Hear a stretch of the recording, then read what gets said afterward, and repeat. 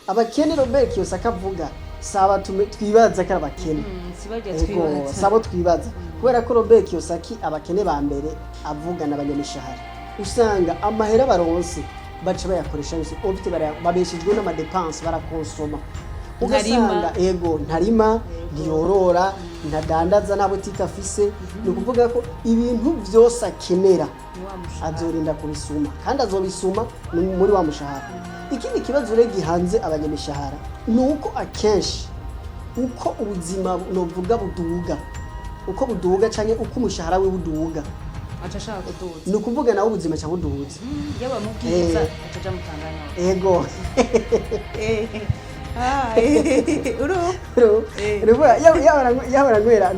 yabaranywera mu kabare kukadirisha akabara ko mu kariti yabaranywera akanywa primus akanwa Amstel Bright ni ukuvuga ko yanwa ivyo kubera ko yahembwa tuwasamire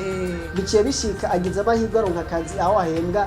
tuvuge nka nk'ibihumbi amajana 8 aca hindura babone ko naduze ego kugira abati reka nereka abantu yuko nishuwe Imana yarangiriye neza ego reka ndabigaragaza atangura kunywa kavinyu atangura kuja mu bubare buzimvye no kuvuga ko azokuyisanga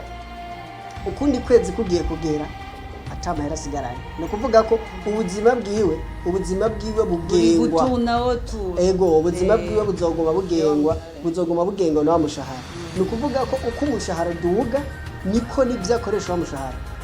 ni kuvuga nuko n'amadepense acatera duga ari yaranje akaya depense yose gasanga kwezi giye guhera yose akeshi twimbira muri kuba udushaka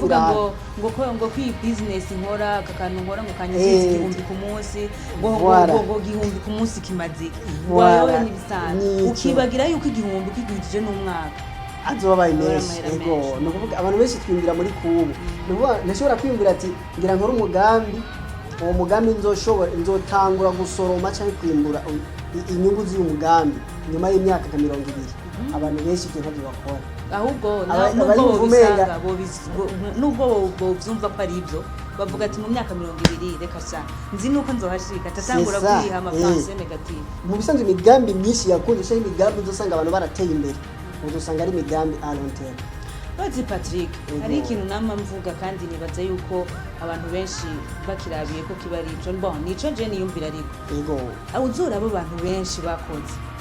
abantu benshi bagubatse izina abantu benshi bagize aho bashikako ego byarabagora twisunze igitabo Père riche Père pauvre mu kirundi twogisigura nka dawe w'umutunzi dawe w'umukene canditswe n'umufilozofe akaba n'umugwizatunga w'umunyamerika Robert KIOSAKI. Uno munsi tuza kurabira hamwe ibijanye n'ikoreshwa neza ry'amafaranga kuva kuri duke turonka gushika tubaye abagwizatunga. Nitwa Christabera Munezero aha ni kuri Paulo Cash Media ni vya biganiro twama tubashikiriza imisi yose jewe na mugenzanje Patrick Rasaje atanga imana. Ivyo vyose ni muri kino kiganiro turabahaye ikaze. Biragoye cyane gutera imbere kandi biranorosha gutera imbere mu gihe ujanye n'ibihe bya none mu gihe ujanye n'ibihe turimo kuko ntushobora kuba ukiri mu bihe bya kera ushobora gutera imbere ni kubaho uzi ahisigeze ni kuba uri gukora woroherezwa ibikorwa byawe ariko biravansa bitewe n'uko uri gukoresha internet inyaruka. Abahinga barerekana ko ata internet no musi iraboneka inyaruka isumba Starlink. Ni benshi bidoga ngo bakoresha connection zikwega ivyo bakora ngo ntibikunda. Ico kibazo rero muri Palo d'argent twaramaze kugitorera umuti. Turafise wifi Starlink turayikotesha kandi ku mahera make cyane ku buryo tuyiguhaye uba wibaza ko menga turanakugabiye kuko uyikoresha nka gwawe kandi ku giciro gito cyane. Ivyo twabishize kugira ngo tuje hamwe twese kugira dutere imbere twese. Ayo mahirwe rero ntagucike wewe umvirije video urayisangiza abandi kugira ngo nabo ayo mahirwe ntabacike. Kuba yifuza canke kubaza kuba intéressé kumva yuko bakeneye internet canke abahora bayirondera bakabura iyo bayikura dukorera muri Excellence House ni impande ya building ya Limitel muri ville mu gisagara ca Bujumbura mu gisagara ca Bujumbura hagati muri ville ntihagoye kugenda wururutsa amabisi uramanuka gato ucubona kuri Limitel iyi building iri impande yayo Excellence House etage ya nyuma ya 4 numero 17. Abafise imanza abafise evenement, abantu bashaka gukora ama live streaming, abafise ama reunion, ama conference, nimuze tubahereze wifi inyaruka izotuma ibintu byanyu bigenda neza, izotuma ibikorwa byanyu atawicisha mu ijisho. Ushaka kwakura cyangwa utanga commande kuko uburyo bugezweho bwirukirwa na benshi, nomero niyi mubona iri kiraca munsi. Filozofi ya Robert KIOSAKI ari nayo tuza kwisunga mu kiganiro c'uno munsi, itwereka ingene twovavanura n'ivyiyumviro bibi biduhenda ko umuntu yobeshwaho n'umushahara aronka, ahubwo ishaka kutwigisha ko uwo mushahara twowugira umutahe buke buke tukaza turunguka, ayo mahera akaca tubera inzira yo kuba umugwizatunga. Mbega Patrick, umuntu bigenda gute ngo abe uwigenga mu bijanye n'amafaranga? Ego mu bisanzwe autonomie financière canke independance financière canke ukwikukira mu bijanye n'amafaranga ni kubaho utazerinze, ni kubaho ata muntu akurihira inzu bamwo, kubaho ata muntu akurihira amahera yo gufungura, kubaho ata muntu akurihira déplacement, kubaho basi ubuzima bwawe bose akaba ari ubwigengera. Ni kuvuga ko amafaranga ukoresha akaba ari uyironderera, icyo bita novuga independance financière. Ni kuvuga independance financière ifise inkingi nyinshi, mugabo nk'akararo nk'inkingi nka zitanu nkuru. Ubwa mbere kugira ushobora gushika kuri independance financière, ubwa mbere nk'uko abahinga bavyemeza harimo na nyene Robert KIOSAKI avuga ko ubwa mbere umuntu ategereza kwiga kudepansa amahera make cyangwa gukonsoma amahera make, gukoresha amahera make ugereranije nayo uri kurinjiza. Ni kuvuga ko uraraba uvuga ati nk'akarorero akazi nkora par exemple akazi uri kurakora ati mpembwa 200, ukiyaranja nimba ku kwezi uronka 200, ukiyaranja ku buryo amakonsomato za kugira utaza kwisanga yarenze 200, kuko mu gihe uce mu kwezi usanze wakonsomye cyangwa wadepanshije amafaranga ari hejuru yayo winjiza, aha no kuvuga ko uzoga muri esclave,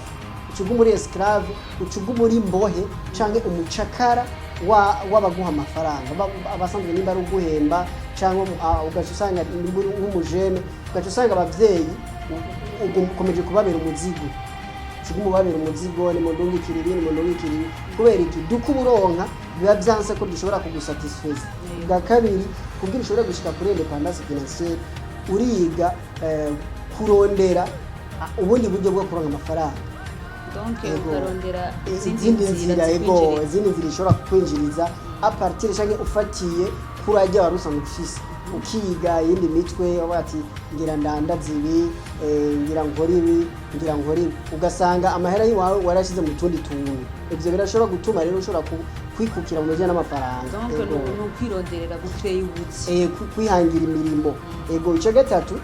uriga kwinvestisa, kandi ukinvestisa intelligent. Kwinvestisa intelligent ni gukoresha ubwenge, ni gukoresha amafaranga mugabo ukoresha ubwenge, ukiga kujana n'ibihe, ukiga imikenyuro, ukavuga ati ubu nk'akarorero ukavuga ati uno munsi mu Burundi turiko turijukira ubworozi bw'inkwavu. Sisa mucyo gihe rero nk'umu entrepreneur cyangwa umuntu ashaka kwikukira mu by'amafaranga ujana n'ibitwa kibihe, ukavuga ati turiko turijukira korora inkwavu, ati nanje voilà. Ni kuvuga ko ni kwinvestisa intelligent, ukajana n'ibi ukavuga ati kino kintu yacyinvestisamo abagura bazoboneka, abanshorera bazoboneka, marché de kurema irahari, amugaca winvestisamo. Ego no kuvuga ko n'ubundi ikindi uriga ukarigeze ibigezweho, ukarondera abandi abantu babishoboye. Ego abamanto abo wigira ko naka yakoze ubworozi bw'inkoko bugakunda, reka ngende ndabe ingene yabigize, ndabe nanje ko byoshoboka, kubera ko sugukopya cyangwa ngo kopie ko cyangwa copyright cyangwa iki oya, ahubwo no kwiga ukavuga ati ego ukavuga ati ngira nigire kuri naka mfate ingene yabigenje uku nanje ningize ukuntu noshobora gutera imbere, noshobora gushika kwiterambere nipfuza. Ikindi naco gira ushobore kwikukira mu bijana n'amafaranga, uriga gukreya kugira imigambi y'igihe kirekire. Burya akenshi ikintu gituma abantu novuga bimaintaining abantu kenshi mu bukene canke nuvuga mu buzima usanga butoroshe ego ugasanga kuduga biragoye nuko kenshi twiyumvira muri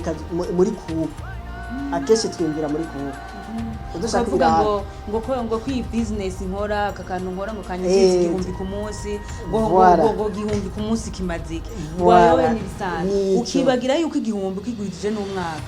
azobaye menshi ego no kuvuga abantu benshi twiyumvira muri kubu nashobora kwiyumvira ati ngira nkora umugambi uwo mugambi nzotangura gusoroma cyangwa kwimbura inyungu z'uyu mugambi nyuma y'imyaka 20 abantu benshi ibyo ntabyo bakora ahubwo nubwo bovyumva ko ari ibyo bavuga ati mu myaka 20 reka sha nzi nuko nzohashika tatangura kwiha amapanse negative no kuvuga ko niyo mpamvu hari imigambi myinshi mu bisanzwe imigambi myinshi yakunze cyangwa imigambi dusanga abantu barateye imbere udusanga ari imigambi a long term. Bazi Patrick hari ikintu nama mvuga kandi nibaza yuko abantu benshi bakirabiye ko kibari ico nico je niyumvira ariko yego uzura abo bantu benshi bakoze abantu benshi babubatse izina abantu benshi bagize aho bashikako yego byarabagora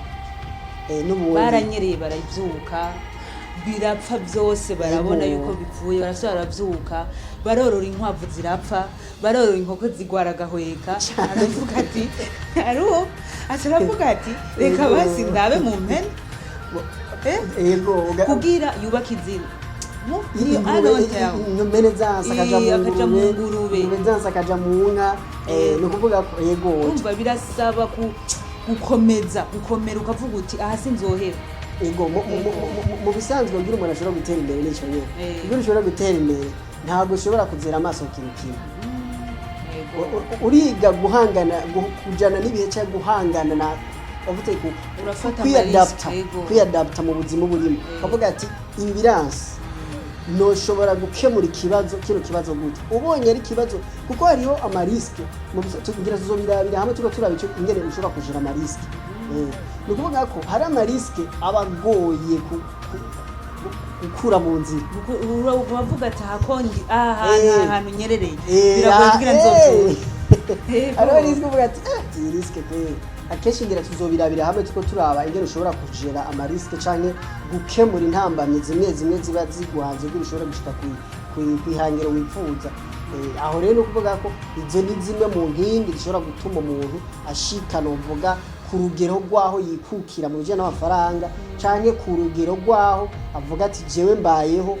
ari je nibeshejeho mu yandi majambo nuko nyene independence financière mbayeho ari je nibeshejeho inzu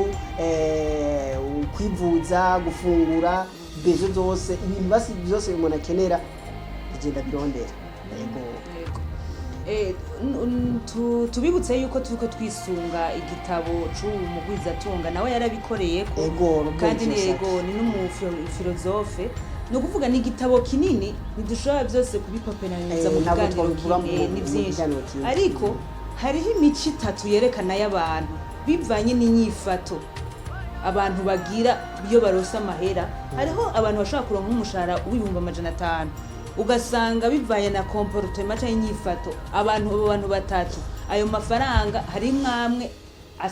asiga ari umukene hari hamwe yandi asiga ari umutunzi hariho n'uwo ayo 500 azocagira umugwizatunga rero nivyo ya developse mu gitabo ciwe hari abo dusanga ari abakene kandi twe twibaza mu buzima busanzwe n'umutunzi ataratonda imisi yose ugafise akazi atonda atawitara 17 ujyaye yaratumaranye amahera ajya mu nzu n'ifite ifoto mugabo dara realite ugaca usanga uwo muntu nta mahera afise mbega Patrick wodusigurira iyo mice y'abantu batatu kugira n'abandi bavyumvire yego mu bisanzwe nk'uko wabivuze mu ntangamarara Robert KIOSAKI agerageza guhanura canke kwigisha abantu yuko ukuri k'ubuzima aho guhagaze akerekana impamvu hari umuntu akora kugira atere imbere bikanga ego hakaba n'ubundi akora agatera imbere ni ukuvuga ko rero mu bisanzwe ingene umuntu akoresha amafaranga birashobora kumutuma nk'uko wabivuze birashobora gutuma atunga canke akena canke akaba umugwizatunga ni ukuvuga rero Robert KIOSAKI abigabura nyene muri iyo bitatu ubwa mbere n'abakene abakene Robert KIOSAKI avuga saba twibaza ko abakene sabo twibaza kubera ko Robert KIOSAKI abakene ba mbere avugana abanyamishahara sasa kandi no mu kirundi ngo mahera ntavuga yego igituma abanyamishahara abashira mu mugwi w'abakene Robert KIOSAKI asigura ko ari kubera ko abanyamishahara novuga usanga igitigiri nyamwinshi cabo ofite amahera bakoresha ubuzima bwabo bugengwa n'umushahara usanga amahera baronse baca bayakoresha ofite babeshejwe n'amadepense barakonsoma ugasanga ego ntarima ntiyorora ntadandaza nta butike afise ni ukuvuga ko ibintu byose akenera azorinda kubisuma kandi azobisuma muri wa mushahara ikindi kibazo rero gihanze abanyamishahara ni uko akenshi uko ubuzima novuga buduga canke uko umushahara we buduga aca ashaka kuduza ni ukuvuga nawe ubuzima ca buduza yaba mubwiza aca mutangana ego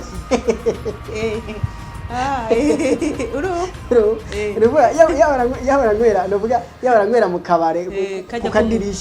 ku kadirisha akabara ko mu kariti yabaranywera akanywa primus akanwa Amstel Bright ni ukuvuga ko yanwa ivyo kubera ko yahembwa tuwasamire biciye bishika agize amahirwe aronka akazi aho ahembwa tuvuge nk'ibihumbi amajana 8 aca hindura bambone ko naduze ego kugira abati reka ndereka abantu yuko nishuwe Imana yarangiriye neza ego reka ndabigaragaza atangura kunywa kavinyu atangura kuja mu bubare buzimvye no kuvuga ko azokwisanga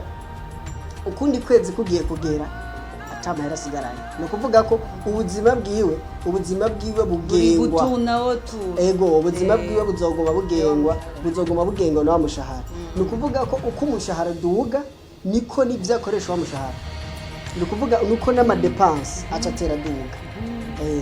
no kuvuga uwo wa mushahara wiwe ntiyawugize umutahe ego ni ukuvuga ko umushahara uzosanga ubuzima bwiwe uko umushahara uzoduga niko nibyo akoresha wa mushahara bice bidondera aho no kuvuga ko uwo aguma ari umukene kuko aguma ari esclave wa mushahara ntayabitse naho yogwara nideni ego umwana naho yogira nideni ego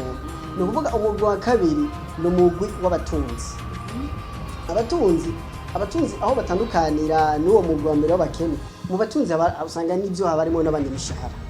kuko aha no kuvuga ko turi ku myifato cyangwa comportement finance turi ku myifato y'ingene umuntu akoresha amafaranga yayaroze ni kuvuga ko mugwi wa kabiri ni w'abatunzi abo nyene n'abanyamishahara harimo abantu baronka amahera avuye hana hariya ni mugabo rero amahera baronse hakabaho ayo bakonsoma novuga bakoresha hakaba nayo baziganya aba baraziganya mu buryo bwose bwo kuziganya amafaranga akicara nimba uyabika kuri limikashi nimba uyabika ku bundi buryo bwose banki binoti cyangwa ukabika muri banki ukaronka ukagira amahera uziganya ku buryo hari nk'ikibazo ugize ushobora kuronka amahera ushobora gukemura cya kibazo ngerageje gutahura uwa kabiri hatandukanye n'uwa mbere uwa kabiri naho yoduga umushahara ntaca afata ngo ko nabaha nje kuba hari haduga naca ngo nahora nk'ifana reka nk'umuvi ahubwo avuga ati reka ngume nkwa yafana ndonka ko mbika ndakabika ego nico tandukanye ego umugwi wa gatatu w'ababwiza tunga umubwiza tunga wewe ubuzima bwiwe buba bushingiye mu gushora mu kwinvestisa ni umuntu yinvestisa no kuvuga ko wewe aronke duke aronke byinshi arembestisa ni ukuvuga ko wewe umushahara urashobora urashobora kubona umuntu ahembwa umuriyoni uyo muntu akaba ari umukene ugashobora umuntu ahembwa tuwasamiri akaba ari umubwiza tunga birashoboka kuko uwahembwa umuriyoni nimba ari muri ya kategori ya babantu ayahembwe yose cyangwa konsoma uyaguma ari umukene aguma arindira ukwezi guheze kuko no kuvuga ko ari yaranje akayadepansa yose gasanga ukwezi bugiye guhera yose yaratekereje mugabo wa wundi afise ya comportement yo kwinvestisa no kuvuga ko amahera yose aronse ayabyaza umusaruro ayashira mu kirundi ciza ufata amahera yawe ufise ukayashira mu kantu gato kazoguma yunguka ego kazoguma kinjiza ni kuvuga akarorero hariho nk'umuntu ashobora kuvuga ati okay nyakara hari ibintu bishobora gukengera ugasanga umuntu avuga ati jiwe mfise nk'umuriyoni nk'akarorero nk'umuriyoni nk'akarorero amaze kuba afise umuriyoni akavuga ati jewe umuriyoni ngira nkora umugambi w'inkoko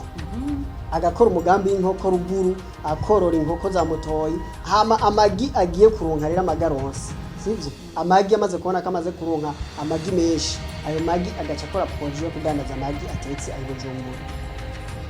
ni ukuvuga ko uyo akenshi usanga ari mu bantu ni ukuvuga ko umubonye ntunamenya ko ari kuko siwe yanayadandaza acarondera abamudandariza ugasanga tubona abantu tembereza amagi kuvuga business yiwe n'umuvira ego ndakuvuga ko we akaba bo bakamudandariza ayo magi hama bakazomuhereza bakazomuhereza bamuha inyungu we mugahura ariko yinywera ka Amstel aha kandi ahantu hasanzwe ego ariko wewe ariko ajya inyungu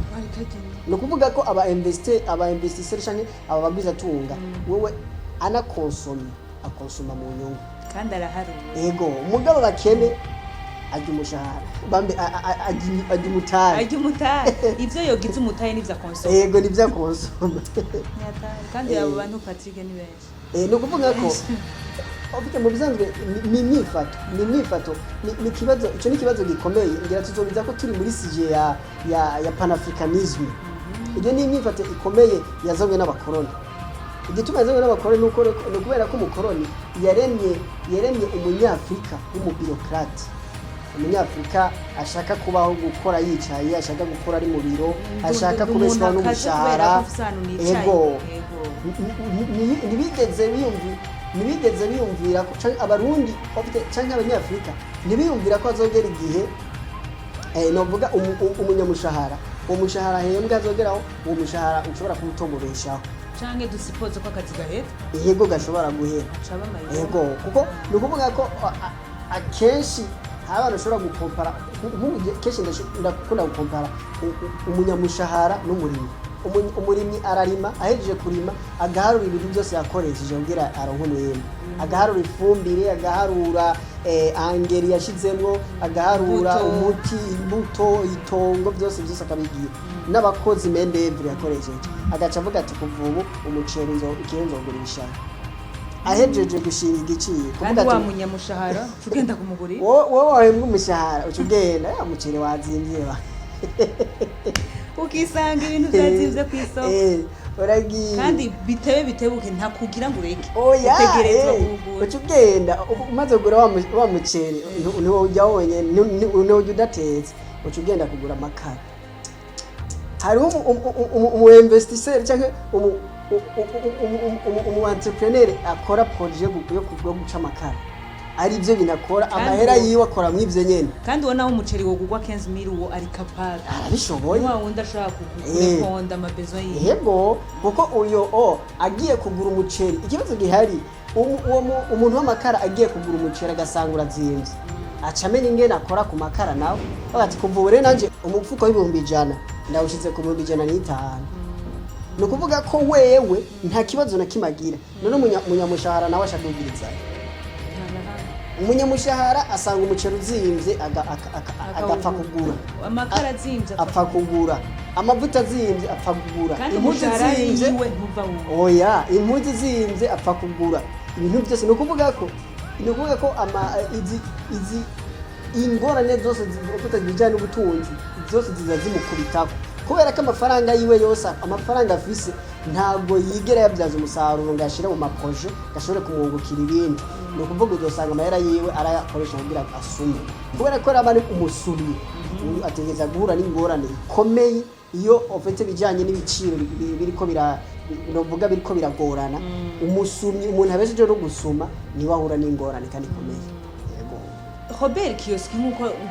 KIOSAKI nk'uko ari we abandanya dufasha muri kino kiganiro ni ukuvuga ivyo turiko turavuga dufise ishingiro ego n'igitabo ca Pere Riche Pere Paul kandi n'ibintu naho muzoraba mu kibano n'ibintu bibaho ego niyo mpamvu kenshi Robert KIOSAKI wa mu classe ama philosophe kubera ko yavuze ibintu bibaho mu buzima aho ugiye hose ubisangaho ego KIOSAKI aranagaruka agashiraho abantu imice yindi y'abantu imigwi yisunze novuga inkomoko y'aho bakura amahera ego ukavuga uti bivanye n'aho umuntu akura aya mahera ari muri uwo mugwi kandi yitwaye uku yobuye atitwaye uku naho nyene karamu ego mbega wotubwira iyo migwi y'abo bantu ego ni ukuvuga Robert KIOSAKI muri teori novuga muri teori yise cadre de cash flow nkuko abivuze aragabura abantu canke abantu arabashira mu migwine bisunze inkomoko y'amahera yabo ni ukuvuga ko umugwi wa mbere ubwa KIOSAKI ni w'abakozi ni ukuvuga abakozi ni bande abakozi yerekana ko ari wa muntu abaho sibyo akabeshwaho akazi akora niko kamubeshejeho niko kagenga ubuzima bwiwe yego ni ukuvuga ko ubuzima bwiwe novuga bugengwa umwanya hamwe n'ubushobozi novuga ubushobozi n'ingene yiyeriyanse ego akazi kiwe ni ukuvuga ubuzima bwiwe babugengwa n'umwanya ashira kwako kazi avuga ati niho uzosanga mubwira ati wewe uzokora iminsi ingani ku muntu bw'inzoguhembaye uzokora uku nzoguhembaye uzokora ibi nzoguhembaye ni ukuvuga ko ubuzima bwiwe babushingiye ku mwanya hamwe n'uburemere canke na karite y'igikorwa ariko arakora ni ukuvuga ko umunyamushahara ni ukuvuga ko uko akazi novuga kagorana niko n'ubuzima bwiwe bugorana umukozi umuemployee ni ukuvuga ko wewe uko akazi kagorana niko n'ubuzima bugorana abaemployee turiko turavuga n'abakozi nyene abakozi ba leta winjira mu biro yego abakozi ba leta abakozi umuntu wese akorera uwundi umuntu wese afise uwo akorera hama akamuhemba ku kwezi canke akamuhemba ku ndwi canke ku munsi yego nkaza nkapatana nk'ikintu ati uzokwa muntwara ibintu kuntu uzobuhaye yego ni ukuvuga ko mu gihe ako kazi kohera ubuzima urumva ni wa wundi acavuga ati nashomereye ni ukuvuga ko umukozi ubuzima bwiwe buba bugengwa n'akazi abakora akazi kanse cyangwa akazi kabuze cyangwa gaheze ubuzima bwe bushobora mu kangaratete ni umuntu akorera uwundi basi umugwi wa kabiri ni uwo bita abikorera utwabo self employed niho hacaca rero umuntu yikorera utwabo bajya bose abarimwo abarimyi babarimyi arima akirimira novuga ararima nyene abasanzwe arima umurimyi ndiko ndavuga si wa muntu arimira uwundi avuga ngo ndimira ndaguha amahera ujya yego ni nyenitongo cyangwa wakose itongo ukarima ukimbura nimba wimbuye ibiraya wimbuye umuceri wimbuye ibijumbu wimbuye ibyo wimbuye urabishora bimwe urabikosa mukabishora ubishoye rero wa mukozi wa wundi w'umukozi kijya gusuma kuko wa mukozi nta kindi kintu aronka mu buzima atari umushahara umushahara ni wo navuze ko ari umutunze ni wo muri inzu ni nimba yubatse n'inzu ni wa mushahara ni ukuvuga ko aca gusuma kuri wa mu self employed self employed abari mu murimyi harimo ababikora utwabo badandaza aba bantu bose atahantu bavuga ngo uwuyarankoresha atatanga raporo ndafise umubosi ntahatanga raporo ahubwo raporo ni ukwiraba wenyene ati nakoze ko wanashima mbere abafise n'abandi akoresha bamwe yego hari aba mason aba engineer bapatana amazu voilà ni imigwi myinshi novuga ni imigwi myinshi y'abikora utwabo aba self employed abaririmbyi umurinzi ntabanga ngo ndafise umubosi abari wenyene bari impano yiwe araba uko yakoze bivanye n'ica yinjije impano yiwe bivanye ikintu wakoze uvuga ati naririmbye neza indirimbo yanjye rose amavyizanya nuko amadolari yinjiye naya agikonyene niwe nyene kandi ikize ca self employed navyo vuga ngo kaheze ntigahera ni wewe nyene ni kuvuga bivanye n'ivyo wakoze uravuga uti ndabibanda cyangwa uguma wakora kuko ubuzi ko atamuntu azogwemba kupenza utabikorera ni wewe nyene aba ari wewe nyene ni uvuga ko umugwi wa gatatu na urita aba business owner aba n'aba boss bene inganda aba business owner cyangwa business owner cyangwa boss bene inganda aba ni novuga ni babandi rero baba barubatse novuga ama entreprise bafise inganda nuko bakaba bafise systeme y'abakozi babakorera business aho nanuvuga ko wewe amahera ronka amahera aronka nuvuga abara amahera aronka kubera ko yubase systeme yuko aronka abandi bamukorera kandi bazoguma mwinshi yego nukuvuga wo abari umubosi iyi ni kategori y'ababosi abayibereye ngaho yarubatse ya entreprise yinguriri afise ibi abayibereye ngaho abamukorera babahari abajira babahari abajejwe ubutunzi babahari wewe agenda araba amahera yiwe yuko business yake iragenda neza yego nukuvuga rero uyu mu buzima bwiwe nuvuga agwaye akomeye eka ndetse n'aba yamaze gushingira yarapfuye n'umuzukuruza yego business yo ihoraho mu gihe umunyamushahara wa ya kategori ya mbere y'umukozi nuvuga ndavuga gute wewe akazi gaheze nimba yaratunze umuryango kagahera umuryango wose nifu yego mu gihe muri kariyeri yawe wabaye umukozi sivyo wagiye gukorera ahantu narakoze aha ugasanga hose warakoze aha wakoreye abandi ni ukuvuga ko ayo mateka y'iwawe azogumaho ukiriho yego ayo mateka yuko ngo wakoreye naka nazotuma tunga bawe yego ayo mateka ntazogutungira abawe n'ivyoshoboka yego ayo azokubeshaho uriho mugabo utakiriho cyangwa utagishoboye utakibasha gukora bya bindi wakorera abandi ibyo ubuzima bwawe bwa buhagaze ni handi byo usanga ari abantu bagera mu za bukuru ugasanga nta kintu kimwe afise na kimwe yateguye novuga ugasanga ubuzima buri mu kangaratete kubera iki no kuvuga ubuzima bwe bwose yarishije umushahara yakoreye abandi nakoreye naka narakoze aha mvaha ncangora aha ncangorera naka ayo mateka azoherana nawe mugabo wa mu business owner ujye ukora ko yubaka systeme yuko abantu bamukorera muri cyo gihe azoshake agere ku muzukuruza bazovuga ati uruganda rwo rugihaye yego abakozi bagoze guma bakora amahera azoguma yinjiye yego ayo mateka nazigira fundi gazoguma hari bazovuga ati turazi yuko habayeho umu entrepreneur yitwa naka bavuga ati turazi ni kwa naka haguma ari kwa naka yego bazovuga ati iyi ya entreprise ni ya mayondori ijya entreprise ni ya ziranotse ijya entreprise ni ya ndori ndi kuvuga ko bizoguma ukonyereti hajya ni kwa Siyoni voilà ndi kuvuga ko ayo mateka nishobora kuyandika ndi kuvuga ubwira uyandike ni etape wiga ubwa mbere wiga kuba kwiga kuba umubosi wawe nyene kwihangira imirimo umaze nkuko wabivuze mu ntangamarara umaze kugera kwihangira imirimo harageraho yuko imirimo yawe ikomera imaze gukomera rero ukarondera ingene novuga yagura mu buryo buri professionnel cyangwa mu bwezweho amukarondera bagukorera business yawe kabandana ibyo bice bitujana novuga kuri ku mugu wa nyuma waba investisseur cyangwa abanyamitahe abanyamitahe novuga aho batandukanira bagomba gusa n'aba business owner ariko aho batandukanira bo bafasha bafata amafaranga yabo amahera yiwabo bakayashora mu mitahe yego bayashora mu mitahe niyo usanga bafise imitahe mu mabanki bafise imitahe mu maproje runaka amafaranga yabo ati rero uri kurakora tora ya mera yanje jewe ya mera yanje tuko ndayaguhaye ukwezi zozurampaye yego no kuvuga amahera yabo barayadandaza mu bizango aba banyamitahe bo ingene babaye ubuzima bwabo no kuvuga ko bo bakora ku buryo amahera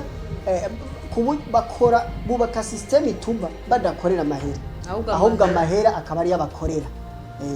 ni ukuvuga ko rero bobo amahera barayadandaza akaba yiraramiye yibereye ahantu yiyamiye muhira aho yibereye hose amafaranga yiwe akaba ari karunguka aguma ari ati amafaranga yanjye karaduga ni ukuvuga ko rero ibyo twabivuze kubera dushaka kwerekana ko Robert KIOSAKI nk'uko abyerekana yerekana ko abantu bose bari bakwiye gukora ku buryo bava muri iyo kategori yo kuba umukozi ukava muri kategori yo kuba uwikorera asanzwe ahubwo abantu bakaja kuri kategori ungene boshobora gutandukira kategori yo kuba aba business owner ukanashika n'aya mahera wakoreye warondeye akagukorera kuzaira yani kandi ivyo ntago ari ibintu bisaba ngo uri umumiliyarderi canke iki. Natanze akarorero ukoze projet karorero y'inkoko si projet y'inkoko izo nkoko umaze gukora uko ufise projet y'inkoko inkoko zirakungukiye ugeze urosa amagi umaze kuyaronka uciye ukora projet yo kudandaza amagi ukaronka abantu baza barakudandariza bajya badandaza yateze canke bayatembereza. Nukuvuga umva ko bamaze kuba bamaze gukria system nuvuga izohoraho kubera ko uzoba ufise abantu bagukorera bakora mu kibanza ciwawe wowe muri ico gihe usanga ushinzwe ibindi. Murakoze cyane rero mwebwe mu Rwanda mudukurikirana ubu munsi kiganiro nibaza yuko muza kungukira byinshi. Hariho ibintu byinshi dukwiye kumenya kuri education financière kandi tuzobandanya twagura iki kiganiro tuje ku ma etape tuje ku makategori rero tubandanya tubasaba mu bande mudushigikira ni kuri Tahura Media bande mugira sabone musharinge yari jewe Christabera Munezero na mugenzanje Patrick Rosaje atangima naho ubutaha ciao.